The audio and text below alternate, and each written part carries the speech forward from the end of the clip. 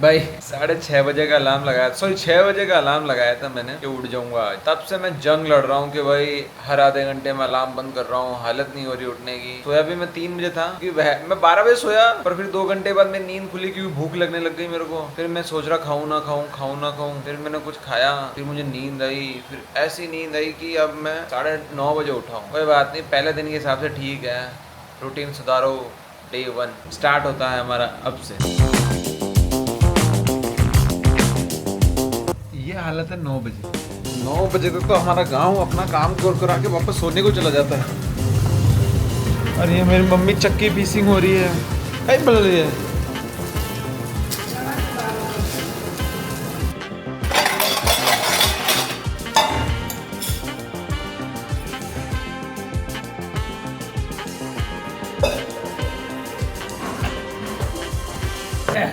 ये अपनी डाइट है भाई, सुबह की तो उठते ही थोड़े से ओट्स मिला लिए, एक केला काट लिया, थोड़ा शहद मिला दिया, दैट्स इट। यही अपना लंच है, यही अपना ब्रेकफास्ट है। कुछ बन गया तो खा लेंगे, नहीं तो फिर सीधा रात शाम को दूध ही पीना है।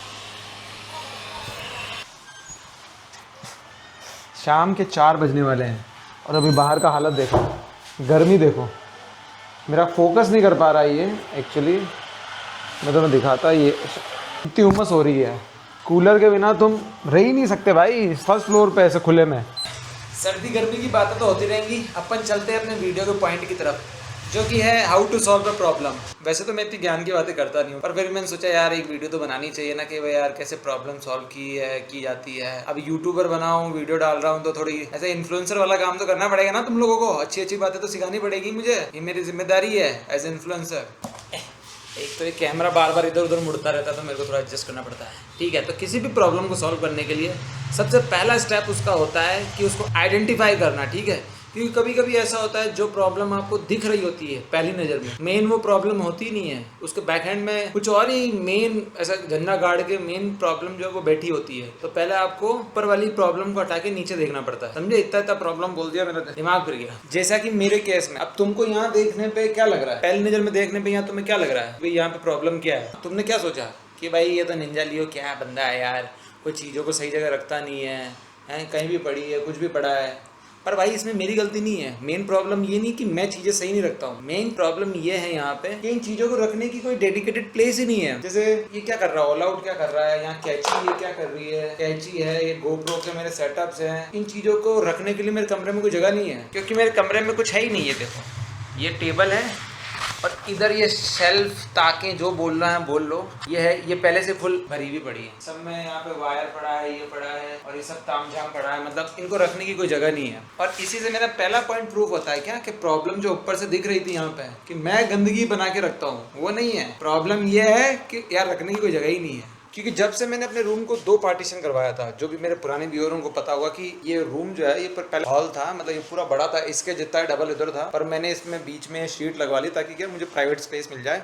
और उधर वाला जो पोर्शन है वो अब स्टोरेज पोर्शन है, जो कि है ये वाला एरिया। अब सीन ये है कि मेरा आधा सामान जो है, जो भी मैं, अब मेरे पास तामझाम का बहुत सामान है, मेरे पास ड्रिल मशीन, ये सब कटर, सोल्डिंग मशीन, ये सब सामान पड़ा है मेरे पास, जैसे जैसे मुझे जरूरत पड़ती है। पर जब से मैंने इसको 2 पार्टीशन में करवाया ना अपने रूम को, तो जो भी मेरे तामझाम का सामान था वो सब इधर आ गया और वो सब इन बक्सों में पड़ा है। अब मुझे कुछ भी यूज करना होता है तो पहले तो मुझे पता नहीं है कि वो पड़ा कहाँ है, अब वो कहीं भी हो सकता है इन बक्सों में। मेरी ड्रिल मशीन पता नहीं कहाँ है, मेरी सोल्डिंग आयरन पता नहीं कहाँ पड़ी है, बाकी वायर जो एक्स्ट्रा है वो उधर पड़े हैं, वो स्टैंड पड़ा है, एक्स्ट्रा केबल शायद उस डब्बे में है, और मुझे याद नहीं है। जब पैक किया था तब देखा था, उसके बाद मुझे याद नहीं है। तो मैंने तुम्हें अपना फुल सिनेरियो बस समझा दिया। तो यहाँ पे तुम्हें क्या लगता है मेन प्रॉब्लम क्या है? अब तुम्हें कुछ भी लगता हो भाड़ में जाए तुम्हारा आइडिया।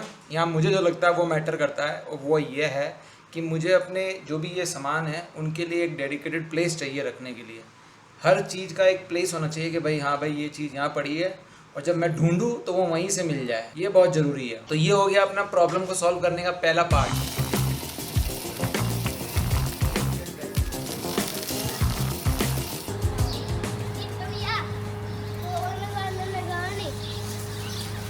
सीन हो गई कौन सा? हाँ भाई साहब, बताओ कहीं मदद कर सको आपकी? पास जाके बात करना। आओ गाइस, आओ गाइस, ये गाइस मेरे फैन आए मिलने हैं। हाँ पूछो, क्या पूछना है? वो आपका जब आईपैड आया था तब कितनी खुशी हुई थी? मेरे को तो बहुत खुशी हुई थी, पर पैसे देना पड़ता है ना उसके, कितने पैसे दिए हैं? बहुत ज़्यादा पैसे यार, बहुत ज़्यादा। तो भैया आपका यूट्यूब चैनल क्या है? तो भैया एक बात बताओ, पाँच पूछ जे कई सवाल है तारो, यूट्यूब चैनल क्या? मैंने पत्तों का नहीं, चैनल नाम पत्तों का नहीं तेरा, हमारी कोई वीडियो भी नहीं देखी तू।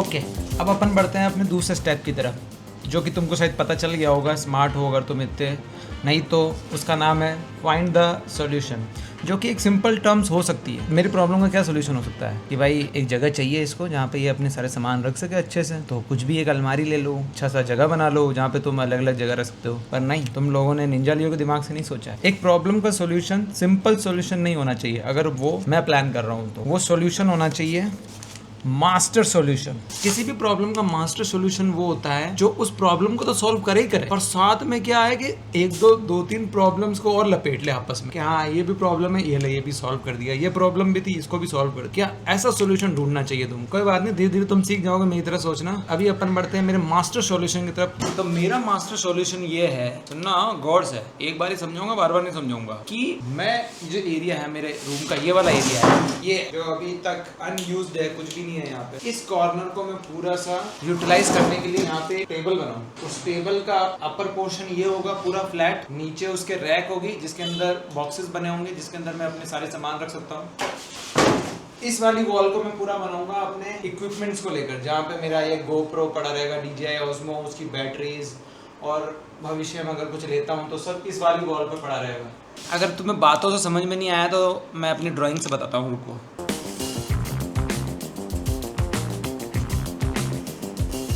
ये देखो, ऐसा कुछ है, ऐसा कुछ बना रहा हूँ। अरे यार ये तो मुझे खुद को समझ में नहीं आ रहा क्या बना रहा हूँ मैं। वो सब छोड़ो, मैं तुमको बना के बताऊंगा कि मैं क्या बना रहा हूँ। हाँ, अपना मैक्स सॉल्यूशन जो है वो रेडी है। अब है स्टेप नंबर 3 की बारी, जो है अपने सॉल्यूशन को इम्प्लीमेंट करना। इम्प्लीमेंटेशन जो है वो अपने सॉल्यूशन के हिसाब से ही होगी। अब क्योंकि मेरे सॉल्यूशन में मुझे एक टेबल बनानी है, उसके लिए मुझे एक बोर्ड चाहिए होगा, ड्रिल मशीन चाहिए होगी, कटर चाहिए होगा, स्क्रू ड्राइवर सेट चाहिए होगा, स्क्रूज चाहिए होंगे, ऐसी करके बहुत सारी चेकलिस्ट आइटम्स है जो मुझे तैयार होनी चाहिए जब मैं ये काम करने बैठूं। इसी के लिए मैं तैयारी कर रहा हूँ। तो अकॉर्डिंग टू प्लान इस बक्से में मेरी ड्रिल मशीन होनी चाहिए थी। अब यहाँ नहीं है, इसका मतलब कोई लेके गया है पड़ोस में।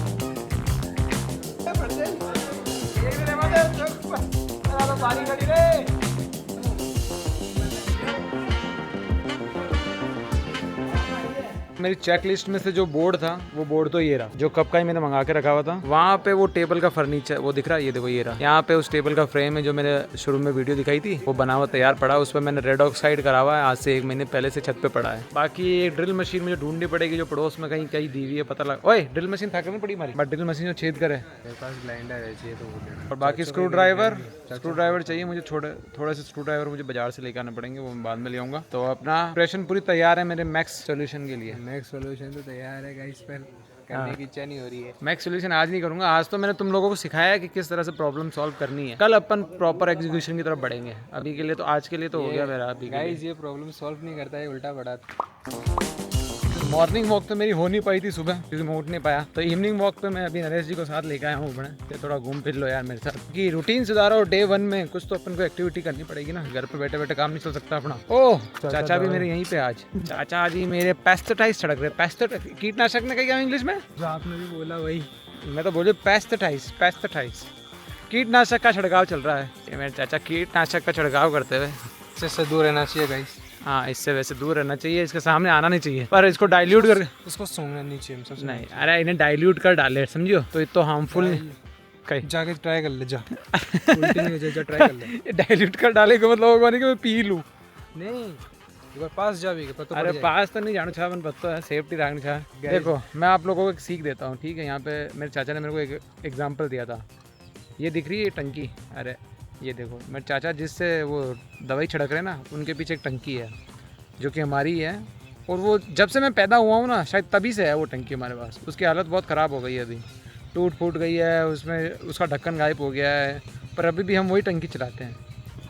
और नरेश आप बताओ। हम इलेक्ट्रॉनिक चलाते हैं गाइस। नरेश ने जो है वो अभी करंट में लेकर आया ना, इसलिए अभी नरेश वालों ने नई टंकी ले ली है, वो इलेक्ट्रॉनिक टंकी है, उसमें से हाथ वाथ से करना नहीं पड़ता जैसे मेरे चाचा कर रहे हैं, वो ऑटोमेटिक चलती है। ऑटोमेटिक ऑन कर दो स्विच और हो जाएगी। मैंने पता मैं नई क्यों नहीं ली, क्यों नहीं ली? क्योंकि गाइस जब हम नई टंकी ले लेंगे ना तो क्या होता है कि आस पड़ोस के खेत वाले मांगने आ जाते हैं कि भाई साहब आपकी टंकी देना, हमको भी छिड़कना है, भाई साहब आपकी टंकी देना, हमको भी छिड़कना पैसा है। पड़ी तो हमारी भी है, हाँ, हमारे तो नहीं आते। तो थे तो ये तो बेशरम आदमी है, ये तो मना कर दो मुंडा पे। नहीं गाइस, आज तक मना नहीं किया। ये क्या है, ये निंजा तो बेशरम हो तो मना कर दो। नहीं गाइस, ये तो अब हमारा सरेआम चाचा आरोप लगाए जा रहे हैं। अब हमारा चाचा और इनको मेरा मैं बिल्कुल पापा खारिज करता हूँ। अब मेरे Guys, चाचा और मेरे इनको पापा खारिज मना नहीं करता कर सकते किसी चीज के लिए, मांग लेता तो दे नहीं देते guys, हैं। ऐसा कुछ तो नहीं हमने है। क्या टंकी नहीं खरीदी नहीं है आज तक, अभी तक वो पुरानी टंकी चला रहे हैं। नहीं गाइस, अब पुरानी इसके पीछे टंकी की है साइंस अलग है। नहीं वही साइंस। नहीं ये नहीं है, अब वो टंकी कोई मांगने आता ही नहीं है इन चीज़ों को मैं हमसे। खारिज करता हूँ। ये जो मेरे ऊपर आरोप भाई लगाए जा क्या है रहे भाई हैं है कि ए नरेश कह रही हूँ माखन तो नई टंकी था कि पुरानी टंकी, तो मैंने बता दियो, मैं तो इन्हें बता दिया आपने, अपन नहीं, मैंने ऐसा कुछ नहीं बोला है। मैं इन्हें बता दिया अपन नहीं क्यों नहीं ली। हाँ माँ की टंकी देगी मना कर दे वो लोग, एन की हालत है। ये देखो गाइस, ये हालत है हमारी टंकी की, ढक्कन नहीं है, पंप चल रहा तो चल रहा है।